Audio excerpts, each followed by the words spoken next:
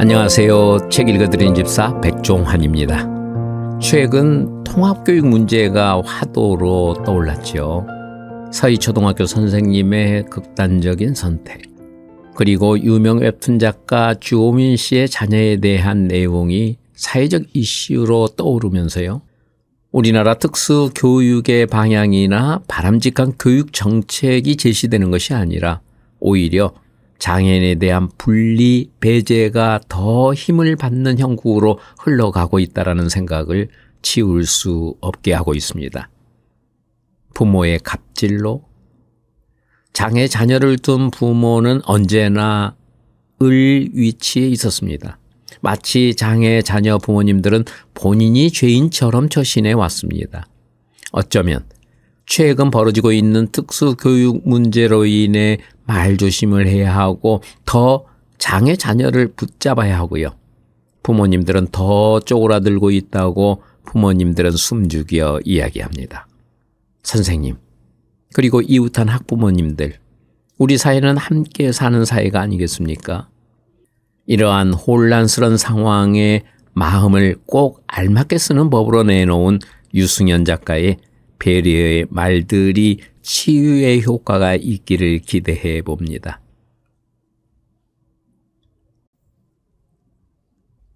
존엄성은 자기 결정과 밀접한 관계가 있습니다. 누군가 다른 사람을 무시하거나 허수아비로 만들거나 조종함으로써 존엄성을 빼앗는다면 존엄성의 상실은 자기 결정의 상실과도 관련이 있는 것입니다. 아들이 일반 학교에 다닐 때 일이다. 장애인이라 배려받으며 교실 안에서 일어나는 많은 일에 프리패스권을 부여받았다. 착석하지 않아도, 청소하지 않아도, 수업에 참여하지 않아도 괜찮았다. 게다가 도우미 친구들이 가방도 챙겨주고 옷도 입혀주며 왕대접을 해주었다. 그러다 통합교육의 의미가 없어졌고 전학을 권고받아 특수학교로 전학했다. 이젠 특수학교다. 친구들 모두 도움이 필요한 발달장애인이다. 어떤 일이 벌어졌을까? 평생 남의 도움만 받던 녀석이 남을 도울 수 있는 기회를 제공받자 스스로 남을 돕기 시작했다. 처음엔 답답한 마음에서였다. 하교 종이 울렸는데도 집에 갈 준비를 하지 않는 친구 때문에 모두의 하교 시간이 늦어지자 신발 주머니를 들어 친구에게 건넸다. 스스로의 결정으로 타인을 도운 첫 경험이었다. 무엇이든 처음이 어렵지 한번 경계를 넘어서면 쉬운 법이다. 지금은 신발 벗고 들어가는 도서관에 가면 편하게 있으라며 친구들 양말을 벗겨준다고 한다. 좋아하던 여자친구에게는 가방을 쉽게 멜 수 있게 뒤에서 가방을 들고 기다렸다고도 한다. 친구가 바닥에 내려놓은 물건을 대신 정리함에 넣어주기도 한다. 배려만 받던 수동적인 사람에서 자신의 선택으로 타인을 돕는 능동적인 주체가 됐다. 장애인에게 필요한 건 무조건적인 도움과 배려가 아니다. 장애로 인해 발생하는 필요한 필요에는 도움이 아닌 지원을 하면 된다. 그들에게 필요한 건 오히려 남을 도울 수 있는 기회, 스스로 선택하고 결정할 수 있는 기회를 제공받는 것이다. 장애인을 배려한다는 이유로 정작 그 기회를 뺏고 있는 건 아닌지 생각해 볼 일이다. 인권이 무엇입니까? 라는 질문을 받을 때가 있습니다. 답은 하나만 떠오릅니다. 그 사람 입장이 되어보는 것. 상대방 마음이 어떨지 그 입장이 되어 헤아려 본다면 세상이 참 말랑말랑해질 텐데 싶습니다.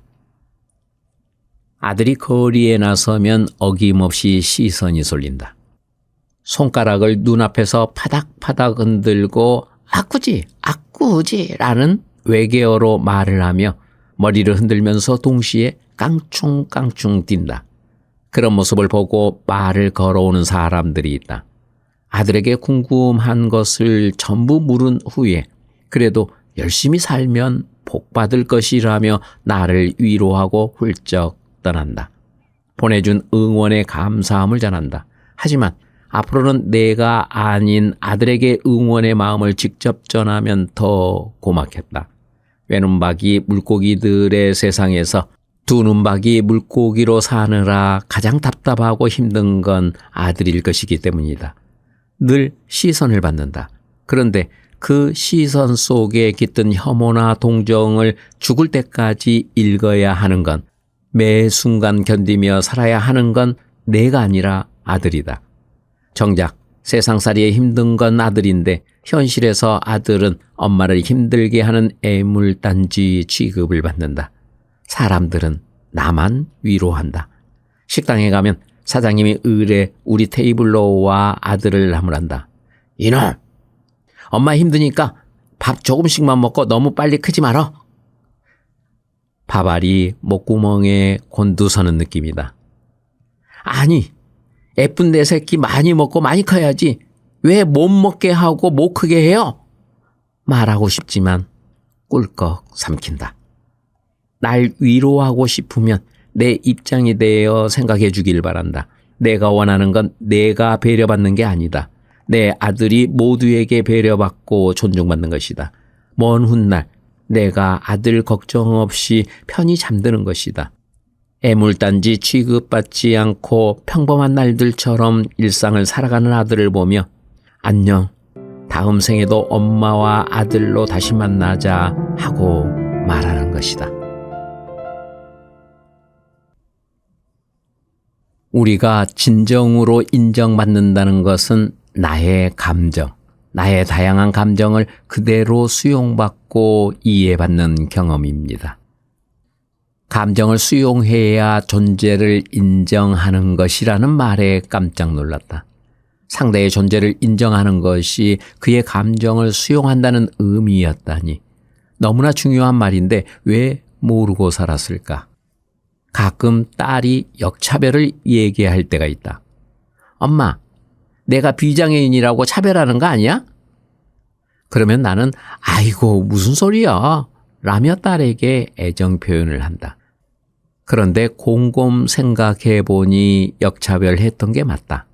말 못하는 아들과 소통하기 위해 아들은 언제나 예민하게 살피며 감정을 온전히 수용하려고 노력했지만 딸을 대할 때는 말 잘하는 딸의 언어에만 치중해 말 속에 숨은 감정을 수용하려는 노력을 게을리했다. 장애인과 비장애인, 말할 줄 모르고 잘한다는 이유로 엄마인 내가 비장애인 딸을 역차별한 게 맞다. 미안한 마음도 들고 그간 지나친 많은 일이 생각나기도 한다. 부모로부터 인정받고 싶었던 어린 시절의 내가 떠오르기도 한다.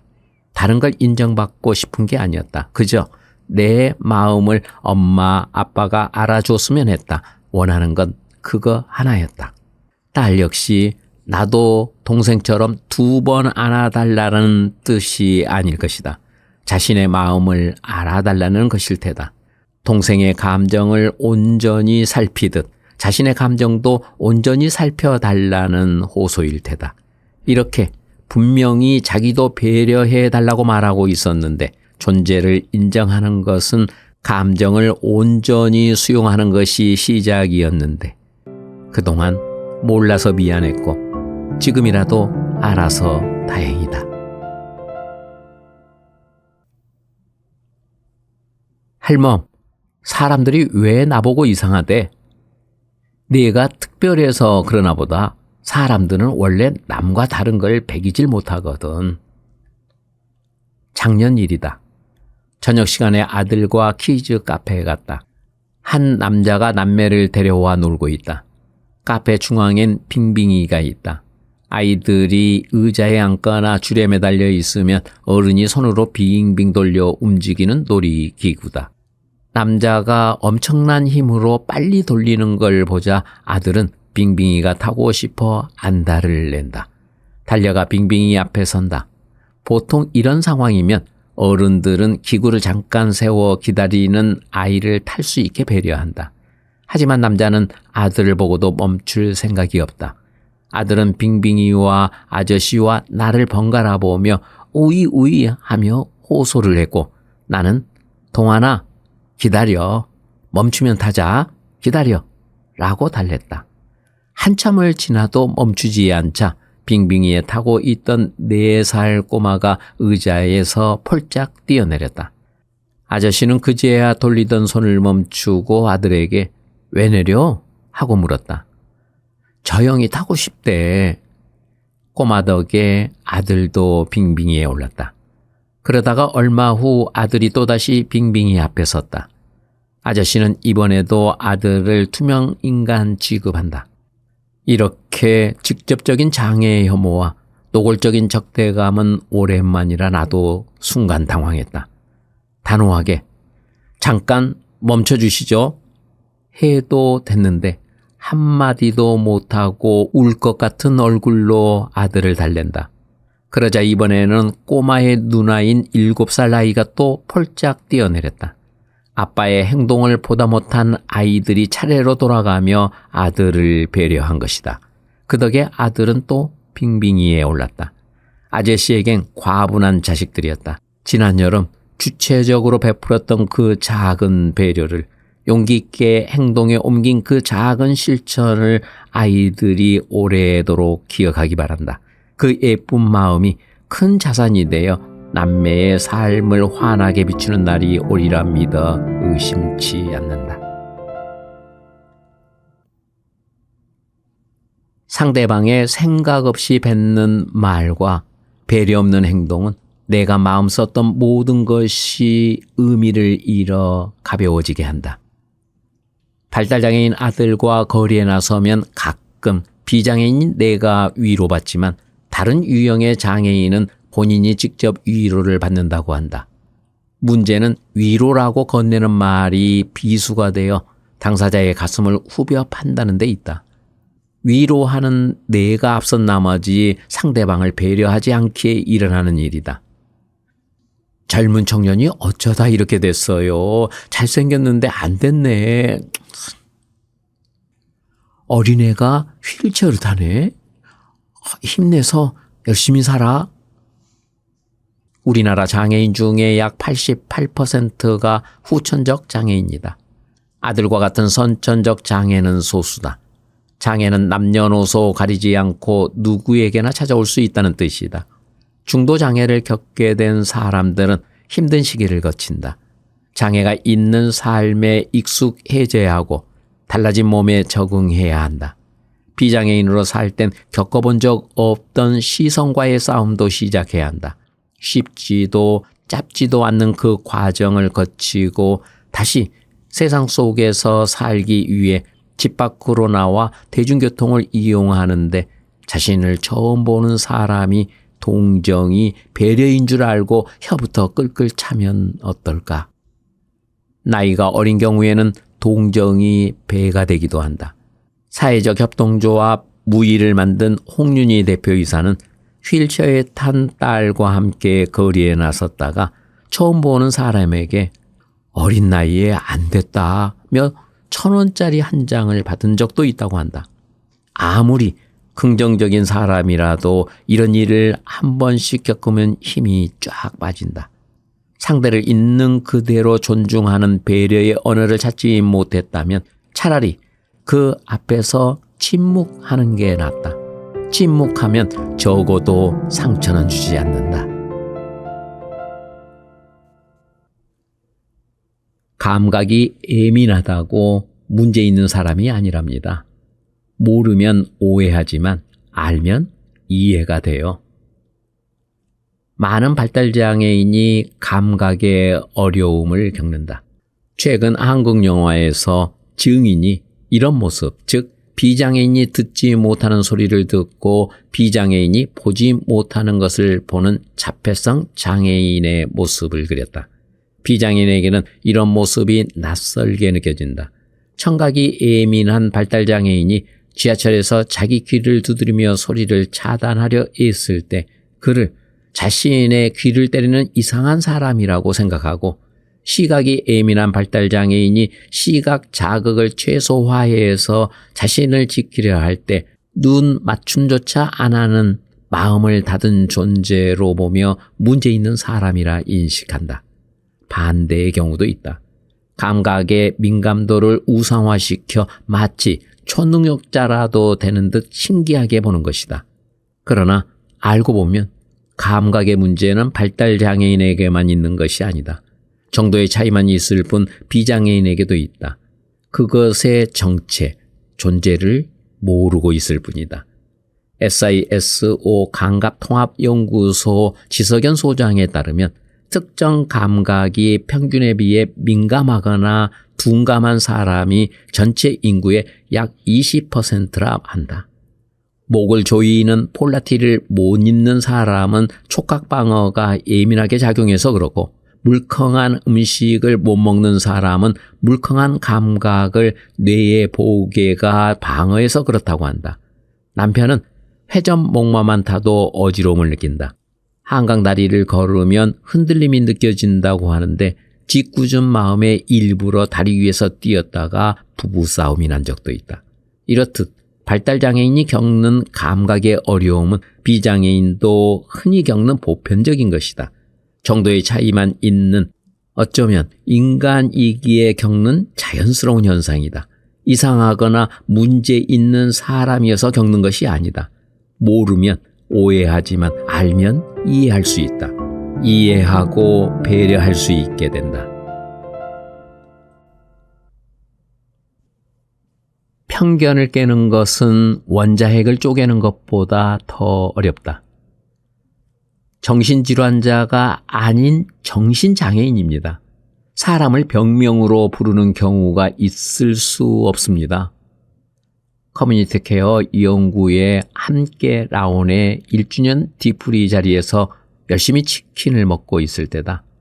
원주에서 의료사협 활동을 하는 김종희 선생님이 사람을 쥐러한 명으로 부르는 경우는 있을 수 없는데 유독 정신장애인에 대해서는 그러고 있다는 말을 했을 때 치킨이 목에 걸릴 뻔했다. 그랬다. 나는 당뇨가 있지만 아무도 나를 당뇨 질환자라고 부르지 않는다. 상대에게 중요한 건 나지 내 당뇨에는 관심조차 가지지 않는다. 하지만 정신질환의 경우는 다르다. 정신과에서 진단 코드를 받는 순간 사람이 질환명으로 규정된다. 질환이 전면에 놓여 강조되고 사람은 뒷전으로 밀린다. 마치 배제를 위한 사전 준비 단계처럼 사람들은 그 사람을 질환의 틀 안에 가두고 정신질환자, 정신병자라 부르며 예비 범죄자라도 된 듯 대한다. 언론 역시 무슨 사건만 터지면 정신질환을 앞세운다. 이러면 증상을 숨길 수밖에 없다. 사람보다 질환이 앞설 때 당사자는 자기 증상을 당당히 관리할 수 없게 된다. 사회 전반의 인식이 바뀌어야 한다. 발달장애인 아들이 언어치료실을 다니는 게 자연스럽고 지체장애인이 재활치료를 받은 게 자연스럽듯 정신장애인이 병원에 다니거나 다양한 사회적 참여를 통해 자기 증상을 관리하는 게 자연스러워야 한다. 정신질환자가 아닌 정신장애인으로 불려야 할 이유다. 장애는 그게 어떤 유형이든 관리하고 지원받고 적응하면 된다. 극심한 우울감에 몸부리쳤던 과거의 나 역시 우울증이 있는 정신장애인이었다. 지금은 중독자다. 야식 중독자, 넷플릭스 중독자, SNS 중독자, 어디 나쁜 일이야. 이런 정신장애에서 자유로운 사람은 없다. 하지만 그뿐. 아무도 나를 중독자라 부를 권리는 없고 중독이 나를 규정할 수도 없다. 사물이나 사건은 그 자체로 좋거나 나쁘거나 옳거나 그르거나 추하거나 아름답지 않다. 사물과 사람의 색깔을 더하기도 하고 빼기도 하는 것은 특정한 시각을 가진 우리 자신이다. 장애인으로 나와서 미안해. 나는 부모의 애정어린 죄책감 속에는 장애 혐오가 숨어 있다. 그것이 뭔 소리요? 부모의 숭고한 사랑을, 자식을 위한 희생을 장애 혐오로 치부하다니, 이 나쁜 사람아. 당신이 내 심정을 알아? 처음 이 말을 듣고는 발끈 화가 났는데 곰곰 생각하니 수긍할 수밖에 없다. 미안하단 얘기는 부모로서 자식에게 나쁜 것을 주었다는 뜻이기 때문이다. 부모의 마음이 미안함에 머무는 한 장애는 나쁜 것이 된다. 부모가 장애를 나쁜 것으로 인식하니 당사자인 자식도 자기 몸에서 나쁜 것을 벗겨내려 애쓴다. 내 몸에서 빨리 없어져 버려? 하지만 장애는 없어지는 게 아니고 그 나쁜 것을 마치 낙인처럼 몸에 지닌 당사자는 사춘기를 보내며 자기 부정에 직면한다. 왜 나를 장애인으로 낳았어? 원망하는 자식 앞에서 부모는 말문이 막힌다. 흔히 장애는 개인의 상태이자 특성이라는 말을 한다. 맞는 말이지만 와 닿지 않는다. 그런데 문장 뒷부분, 상태와 특성 자리에 특성을 뜻하는 영어 단어 캐릭터를 넣어 읽어보면 어떨까? 장애는 캐릭터다. 돌고래 소리를 잘 내는 캐릭터, 제자리 뛰기를 즐기는 캐릭터, 목발의 달인 캐릭터, 휠체어 달리기의 장인 캐릭터, 평등할 뿐더러 유쾌한 느낌마저 들고 무엇보다 의미도 잘 와닿는다. 장애는 우울하고 심각할 일이 아니며 미안한 일도 아니다. 얼마든지 유쾌하게 받아들일 수 있는 개인의 상태다. 장애가 이렇게 단지 캐릭터가 될 때 장애인과 장애 아이 부모와 우리 모두가 이렇게 생각할 때가 비로소 우리 모두 장애 혐오에서 자유로워질 때일 것이다. 사랑이나 행복은 자신에게 충분히 준 다음 자연스럽게 남에게 흘러가는 것이에요. 명상 래퍼 김하온. 고등학생 랩 경연 프로그램에서 처음 글을 보았다.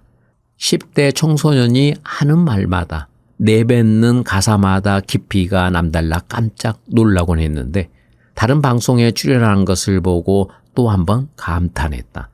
시청자가 스튜디오에 나와 고민을 이야기하면 패널과 방청객이 의견을 내어 고민을 해결해 주는 프로그램이었다. 발달장애인 오빠를 돌보기 위해 학교를 자퇴하겠다는 딸이 고민이라는 사연이 소개됐다. 그러자 그가 사랑이나 행복은 자신에게 충분히 준 다음 자연스럽게 남에게 흘러 들어가는 것이라 이야기했다. 탄성이 절로 나왔다. 많은 장애 아이 부모가 비슷한 문제로 고민한다. 자식을 위해 살아야만 좋은 부모인 것 같고 내 행복은 찾고자 생각하는 것만으로도 죄책감을 느낀다. 자식을 위해 할 수 있는 최선의 배려는 자신의 행복을 최대한 억누르고 희생하는 것이라 믿는다. 나에게도 그랬던 시기가 있다. 그것이 옳다고 믿었다. 옳았을지언정 그때 나는 불행했고 곧잘 울거나 소리를 질렀다. 내가 희생하는 만큼 아들이 답해주기도 내심 기대했다. 하지만 발달이 느린 아들 앞에서 기대는 번번이 실망이 됐고 실망은 분노가 되어 다시 아들과 가족에게 돌아가곤 했다. 상황이 바뀐 건 내가 먼저 행복하기로 결심하고 나서다. 장애아이 엄마로는 큰 결단을 내려야 했지만 과감히 그 편을 선택했다. 그러자 많은 게 변했다. 아이러니하게도 내 행복을 먼저 찾기로 한 것뿐인데 가족 모두의 행복 지수가 함께 올랐다. 내가 가진 것이어야 남에게도 줄 수 있다. 사랑도 행복도 배려도 마찬가지이다. 빈 우물에서 건질 것은 공허뿐이다. 나는 불혹의 나이에 그것도 오랜 시간 시행착오를 거쳐 깨달은 사실을 이 젊은이는 벌써 알고 있다니 다시 생각해도 놀랍다. 흥해라 명상 래퍼. 갈등에는 많은 원인이 있지만 가장 큰 건 서로의 다름을 틀림으로 인식하는 데 있습니다. 우리 모두가 다른 존재라는 걸 인정할 때 나의 다름도 존중받을 수 있습니다. 아들과 지하철을 탔다. 타는 순간 아차 싶었다. 출근 시간을 넘긴 열차는 한가했고 사람들은 모두 앉아 있었다. 텅 빈 내부에 들어서자마자 마음껏 돌아다니며 놀고 싶어 반짝거리는 아들의 눈빛을 봤다. 고민했다. 아들의 손을 놓을까 말까? 놓았다. 이미 마음이 동한 아들을 억지로 제지하며 와 하며 발버둥으로 답할 것이고 사람들은 20분 이상 아들의 고성을 들어야 한다. 순간 이런 생각이 들었다. 여러분, 10살짜리 발달장애 어린이가 내는 소리를 들어본 적 있나요? 행동은요? 없으시죠? 그럼 오늘 한번 경험해 보실래요? 엄마로부터 풀려난 아들은 뛰듯 걷듯 지하철 안을 돌아다녔고 난 아들 뒤를 졸졸 따라다녔다. 아들의 움직임에 따라 지하철 안 모든 시선이 함께 움직였다. 5분이었다. 아들이 더 이상 시선을 받지 않게 되기까지 걸린 시간. 5분 후 아들은 지하철 안에 당연한 풍경이 되어 있었다. 스마트폰을 보는 사람, 등산복을 입은 아저씨, 큰 소리로 통화하는 아줌마, 그리고 우와 우와 하며 즐거워하는 발달장애 어린이가 모두 하나의 풍경으로 어우러져 있었다. 어떻게 해야 장애인을 배려하는 것이냐는 질문을 받는다. 나는 그냥 풍경이 되면 된다고 한다. 지하철 안의 풍경을 머릿속에 그릴 때 오예 하고 발달장애 어린이가 당연한 듯 그려지면 되고 식당이나 극장에 휠체어 탄 지체장애인이 있는 게 당연한 풍경이 되면 된다. 직장에선 정신장애인이 병원에 가기 위해 반차를 내는 게 당연한 풍경이 되고 치매 걸린 노인이 마을 안에서 자유롭게 활보하는 풍경이 당연한 일상이 되면 된다. 서로 다른 모두가 당연한 듯 어우러져 공존하는 풍경, 배려 있는 사회의 모습은 바로 이런 것이 아닐까.